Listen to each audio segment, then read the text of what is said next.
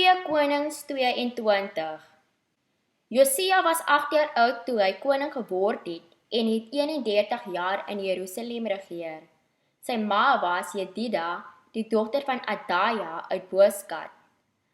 Hy het gedoen wat vir die Here reg was en het die voorbeeld van sy voorvader Dawid nagevolg, sonder om daarvan links of regs af te wyk.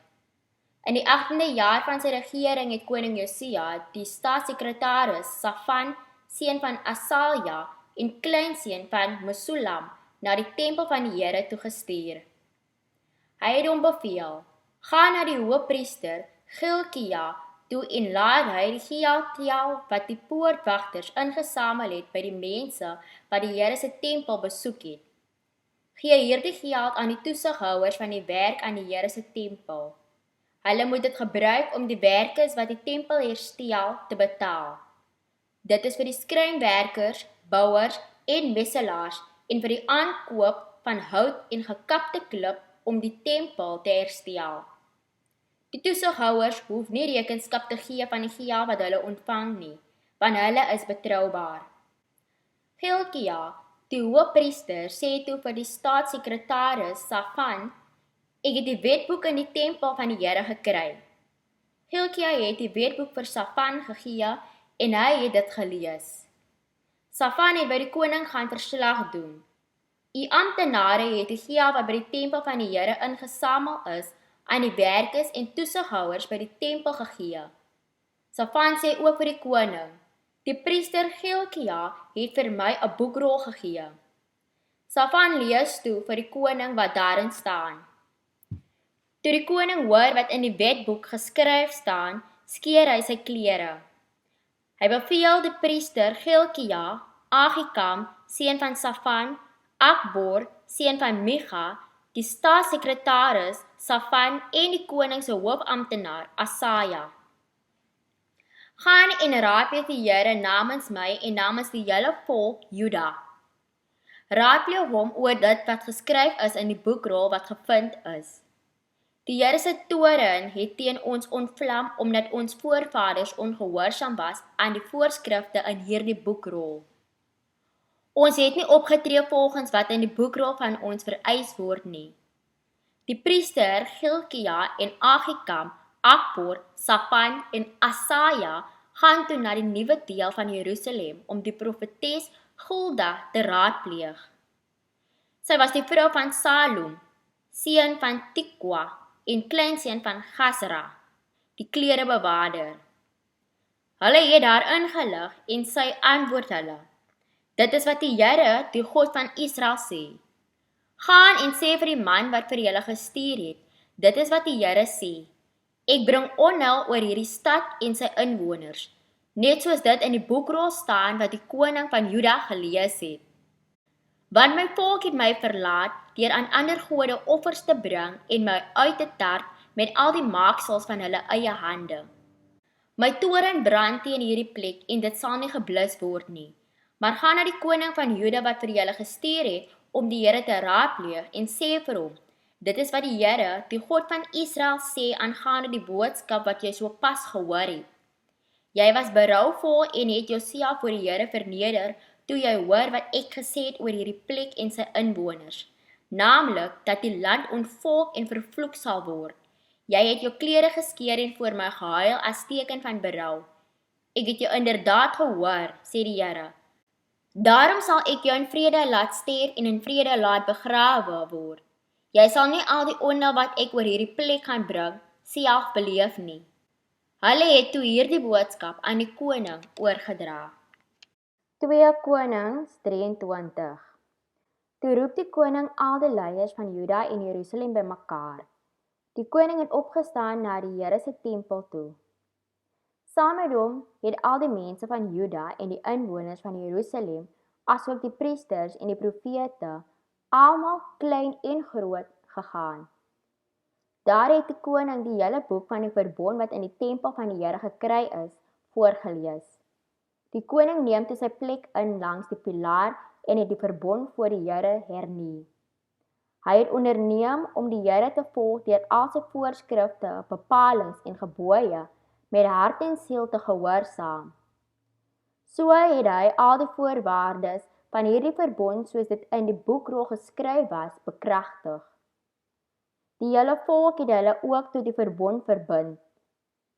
Daarop het die koning vir die hoërpriester Gilkia, die priester, tweede in beveel en die poortwagters van die tempel beveel om al die voorwerpe wat vir Baal, Asherah en al die hemelliggame gemaak is, uit die tempel van die Here te verwyder. Hulle moes al hierdie voorwerpe buite Jerusalem op die terrasse van die Kidron-vallei verbrand en die as na Bethel toe vat. Hy het ontslaag geraak van die afgodspriesters wat die vorige konings van Juda aangestel het, want hulle het op die hoogtes in die dorpe van Juda asook in die omgewing van Jerusalem offers gebring. Hulle het ook offers gebring vir Baal, die son, die maan, die sterrebeelde en al die ander hemelliggame. Die koning het die Asherah-paal uit die Here se tempel na die Kidron-vallei buite Jerusalem laat bring.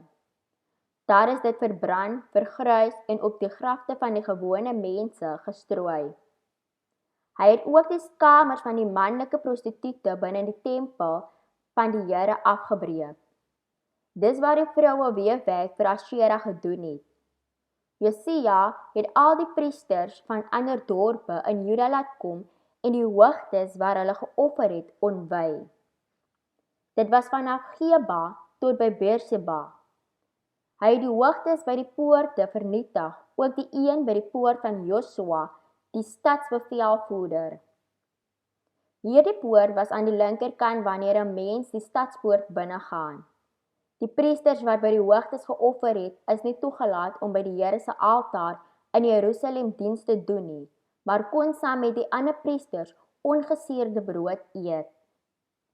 Die Tofet in die Ben Hinnomdal het hy laat ontwy sodat niemand dit weer kon gebruik om 'n seun of dogter in die vuur te offer as offer vir Molek nie. Hy het ook die perde standbeelde wat die vorige konings van Juda aan die son gewy het, verwyder. Dit was by die ingang na die tempel van die Here en naby die woonkwartiere van die ontmande amptenaar Netan-Melek. Die koning het ook die waans wat aan die son gewy was, verbrand. Op die dak van die bokamer van Agas het die konings van Juda altare gebou. Josia het dit afgebreek. Hy het die altare wat Manasse in die 2 binnehowe van die Here se tempel gebou het, vernietig. Hy het hulle aan stukke gekap en die puin in die Kidron-vallei gegooi. Die koning het verder ook die hoogtes oos van Jerusalem en sy van die berg van verwoesting ontwy. Dis waar koning Salomo van Israel hoogtes te verering van Astarte, die veragtelike godin van die Sidoneërs, en Kemos, die afskuwelike afgod van die Moabiete, en vir Milkom, die veragtelike god van die Ammoniete, opgerig het. Hy het die heilige pilare stukken geslaan en die Asherah-pale afgekap. Daarna het hy al hierdie plekke ontwy deur mensbene daaroor te strooi. Daarby het die koning sowel die altaar in Bethel as die hoogte wat Jerobeam, seun van Nebat, opgerig het en so Israel tot sonde gelei het, afgebreek. Hy het die klippe fyn gemaal tot stof en die Asherah-paal verbrand. Toe Josia verder rondkyk, sien hy verskeie grafte teen die kant van die heuwel. Hy het die bene uitgehaal en dit op die altaar in Bethel verbrand om dit te ontwy. Dit het gebeur net soos die Here destyds deur die man van God aangekondig het. Watter grafsteen sien ek daar anderkant? Vra Josia. Die mense van die stad vertel hom toe. Dit is die graf van die man van God wat uit Juda gekom en voorspel het, presies wat u so pas met die altaar in Bethel gedoen het. Josia sê toe, laat hom met rus, moenie aan die bene raak nie. Hulle het sy bene en die van die ou profeet uit Samaria met rus gelaat. Daarna het Josia al die heiligdomme by die afgodshoogtes in die dorpe van Samaria afgebreek, net soos hy in Bethel gedoen het. Die konings van Israel het hierdie geboue opgerig en daardeur die Here getarp. Hy het al die priesters van die hoogtes op hulle eie altare doodgemaak en die altare ontwy deur mensbene daarop te verbrand. Daarna het hy na Jerusalem toe teruggegaan. Hierna het koning Josia die hele volk beveel: Kom vier nou die Paasfees van die Here, julle God, soos dit in hierdie boek van die verbond beskryf is. Daar was nog nooit so 'n Paasfeesviering sedert die dae toe die rigters in Israel regeer het, of selfs gedurende die regering van die konings in Israel en Juda nie. Hierdie Paasfees is in Jerusalem tot eer van die Here gevier gedurende die 18de jaar van koning Josia se regering in Jerusalem. Josia het ook die doodes, besweerdes en waarsêers, die huisgode, die afgode en elke afstootlike ding wat in Juda en Jerusalem te sien was, uitgewis. Hy het dit gedoen in gehoorsaamheid aan al die voorskrifte van die wet wat in die boekrol was, wat die priester Gilkia in die Here se tempel gekry het. Voor hom was daar nie 'n koning soos hy wat hom tot die Here bekeer het nie. Dit het hy gedoen met sy hele hart en siel en met al sy kragte, volgens al die gebooie van Moses. Na hom was daar ook nie weer 'n koning soos hy nie. Nogtans het die Here se toorn oor Juda voortgeduur. Dit was as gevolg van die bose dade van koning Manasse. Hy het nie sy toorn oor hulle laat vaar nie. Die Here het gesê: Ek sal my teenwoordigheid uit Juda wegneem, net soos ek met Israel gedoen het. Ek sal hierdie stad Jerusalem wat ek verkies het, verwerp, asook die tempel waarvan ek gesê het, my naam sal daar wees. Die ander gebeurtenisse tydens Josia se bewind en alles wat hy gedoen het, is opgeteken in die boek van die Handelinge van die konings van Juda. Terwyl Josia koning was Farao Neko, die koning van Egipte, op pad na die Efraat rivier om die koning van Assirië te gaan help. Koning Josia het teen hom opgetree, maar koning Neko het hom doodgemaak toe hulle by Megiddo teenoor mekaar te staan gekom het. Josia se soldate het sy liggaam in 'n wa uit Megiddo na Jerusalem toe gebring en hom in sy eie graf begrawe. Die burgers van die land het sy seun Joahas as koning in sy plek gesalf. Joahas was 23 jaar oud toe hy koning geword het en hy het 3 maande in Jerusalem regeer. Sy ma was Hamutal, dogter van Jeremia uit Libna. Hy het gedoen wat verkeerd was vir die Here, net soos sy voorvaders gedoen het. Farao Neko het Joahas in Ribla in die land Hamat gevange geneem, sodat hy nie verder kon regeer nie. Hy het ook Juda 'n boete opgelê van 3,5 ton silwer en 34 kg goud. Farao Neko het toe vir Eljakim, seun van Josia, as koning in die plek van sy pa aangestel. Die farao het Eljakim se naam verander na Jojakim. Joahas is as gevangene na Egipte toe geneem waar hy gesterf het. Ten einde die silwer en goud wat Farao Neko as boete opgelê het te betaal, het Jojakim 'n belasting op die burgers van die land gelê. Elkeen moes volgens hulle vermoëns betaal. Jojakim was 25 jaar oud toe hy koning geword het en hy het 11 jaar in Jerusalem regeer. Sy ma was Sebida, 'n dogter van Pedaia uit Ruma. Hy het gedoen wat verkeerd was vir die Here, net soos sy voorouers gedoen het. 2 Konings 24. Gedurende Jojakim se regering het koning Nebukadneser van Babel teen hom opgetrek. Jojakim het oorgegee en 3 jaar lank aan hom belasting betaal, maar daarna teen Nebukadneser in opstand gekom. Die Here het bendes, Galdeërs, Arameërs, Moabiete en Ammoniete teen Juda gestuur om dit te verwoes, net soos die Here deur sy dienaars die profete aangekondig het. Hierdie rampe het oor Juda gekom op bevel van die Here. Hy het besluit om Juda uit sy teenwoordigheid weg te neem oor die baie sondes wat Manasse gedoen het. Hy het baie onskuldige mense in Jerusalem doodgemaak en die Here wou dit nie vergewe nie. Die ander gebeurtenisse tydens Jojakim se bewind en alles wat hy gedoen het, is opgeteken in die boek van die Handelinge van die konings van Juda. Toe Jojakim sterf, het sy seun Jojagin hom opgevolg. Die koning van Egipte het daarna nooit weer buite sy land oorlog gemaak nie, want die koning van Babel het die hele gebied beset wat Egipte voorheen oorheers het, vanaf die Egiptespruit tot by die Efraatrivier.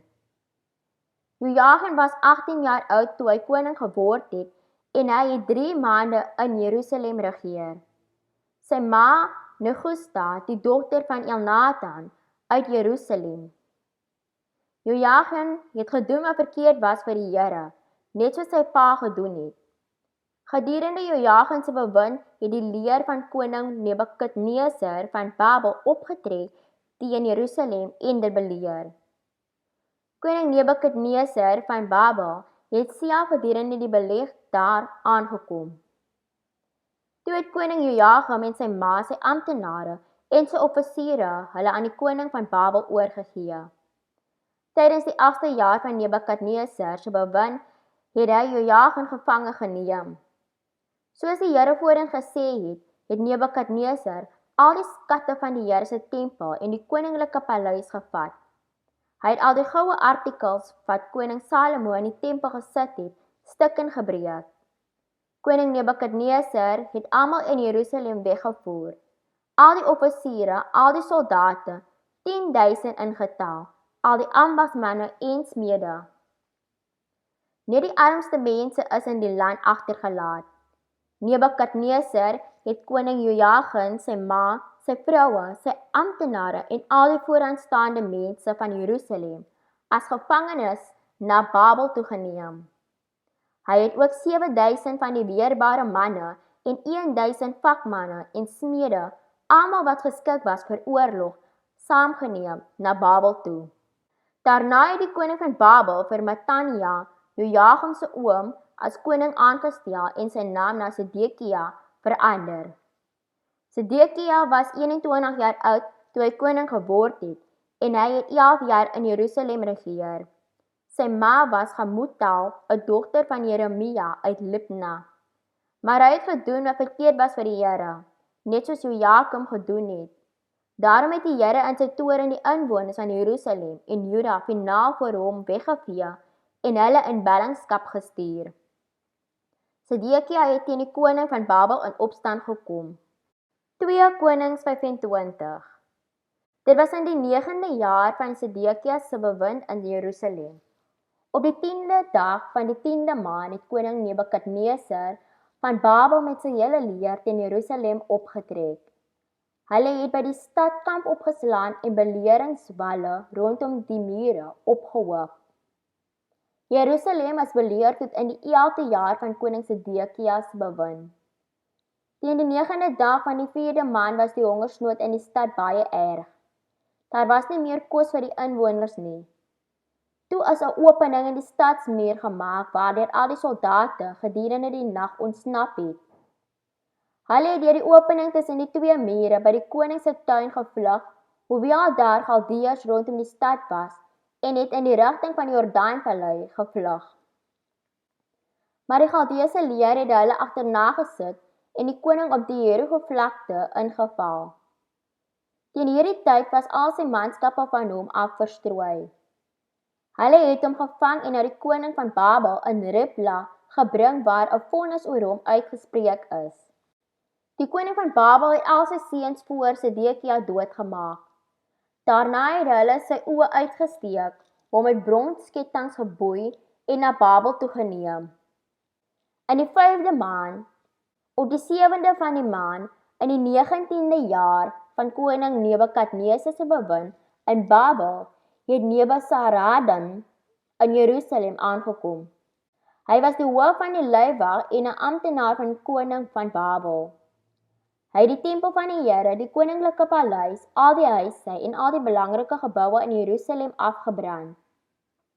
Daarna het die Galdeëse soldate onder sy bevel die muur van Jerusalem afgebreek. Nebuzaradan, hoof van die leiwag, het verder die mense wat in die stad agtergebly het, die wat na die koning van Babel oorgeloop het, en almal wat oorgebly het, in ballingskap weggeneem. Hy het die armste mense in Juda laat agterbly om die wingerde en landerye te bewerk. Die Galdeërs het die bronspilare, die waantjies en die bronswaterbak wat by die tempel van die Here was, stukken gebreek en die brons na Babel toe gevat. Hulle het ook die potte, skoppe, skere en panne, asook al die bronswerktuie wat in die tempeldiens gebruik is, weggevat. Die hoof van die leiwag het die 4 panne en skottels vir die besprinkeling en al die werktuie van goud en silwer gevat. Die brons van die 2 pilare, die waterbak en die waantjies was te veel om te weeg. Hierdie voorwerpe is in die tyd van koning Salomo vir die Here se tempel gemaak.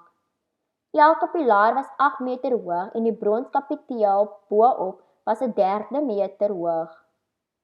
Die rooster met die granate om die kapiteel was van brons. Die ander pilaar en sy rooster het net so gelyk. Die hoof van die leiwag het die hoofpriester Seraja, die priester tweede in rang Sefania en 3 poortwagters as gevangenes saamgeneem. Uit die mense wat nog in die stad was, het hy 'n offisier in bevel van die soldate, 5 van die koning se vertrouelinge, die sekretaris van die hoof van die leer, wat vir die oproep van die burgers verantwoordelik was, en 60 ander burgers saamgeneem. Nebuzaradan, die hoof van die leiwag, het hulle almal na die koning van Babel in Ribla geneem. Daar in Ribla in Hamat het die koning van Babel almal laat doodmaak. So is die mense van Juda uit hulle land in ballingskap weggevoer. Nebukadneser stel toe vir Gedalia, seun van Ahikam en kleinseun van Safan as goewerneur aan oor die mense wat hy in Juda laat oorbly het.